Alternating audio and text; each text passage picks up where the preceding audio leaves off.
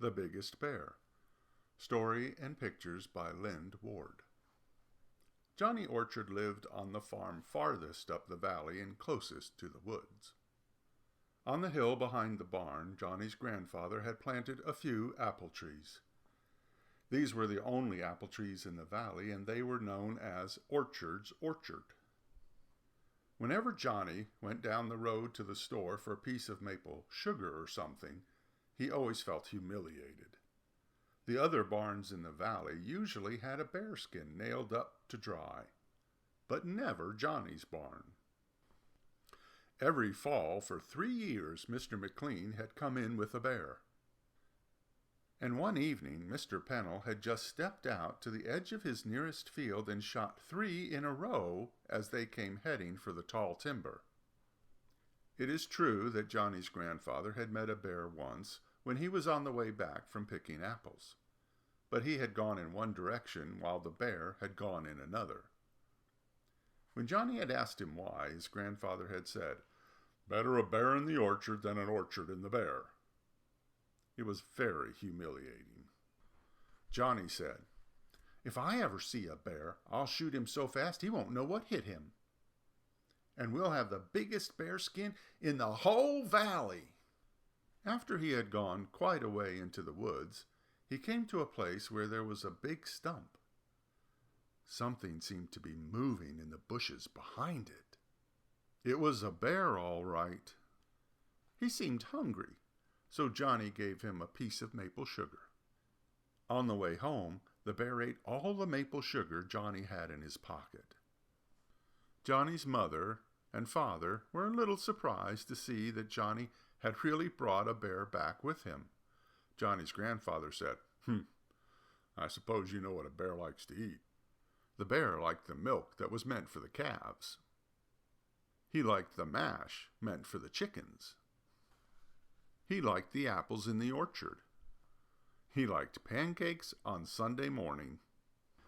And most especially, he liked the maple sugar Johnny brought him from the store.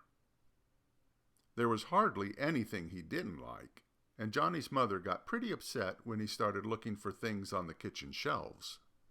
In the fall, Mr. McCarroll got pretty upset when the bear spent a night in his cornfield. In the winter, the bear had a wonderful time with the bacons and hams in the Pennells' smokehouse. It was bad enough that he emptied all the sap buckets when the McLeans were tapping their maple trees in the spring. But it was worse later when he got in the McLeans' shed and drank up most of their maple syrup. He was always eating, it seemed, and he grew pretty fast and got pretty big. Finally, Mr. McLean started talking to Mr. Pennell. They both went to see Mr. Carroll. Then they all came to see Johnny and his father. What they had to say about Johnny's bear was plenty. He was a trial and a tribulation to the whole valley. After the men left, Johnny's father explained to Johnny that the bear would have to go back to the woods. So the next morning, Johnny and the bear started out. They walked for miles due west, on an old lumber road, way past Baldwin's Hill, to an old clearing that was overgrown with raspberries. Johnny explained to the bear that the time had come for him to go and live in the woods like other bears. He gave the bear a last hug and started the long walk home. While he was doing the chores next morning, Johnny saw that the bear hadn't stayed in the woods very long. So Johnny started out again, due east this time, to the Blueberry Bluff, way past Watson's Hill, and when Johnny left him, the bear was eating blueberries very happily. But 2 days later, he was back again. This time, Johnny took him due south, and got a boat and rowed 2 miles out in the lake and left him on Gull's Island, which is a pretty big island. But the next morning, there he was, not even very wet. Johnny and his father talked it over, and they decided there was only one thing to do. Johnny said he would do it. They didn't really have to go very far, but Johnny somehow kept on walking. They went north this time. There was no roads here, and it was a part of the woods where Johnny had never been before. At last they stopped. Johnny seemed to have a hard time getting a bullet in the gun. While he was working with it, the bear seemed to get a whiff of something. Without warning, he took off through the woods. Johnny went with him. They went through the woods so fast that Johnny lost his gun, but he held on to the rope. They seemed to be heading for a sort of little log house.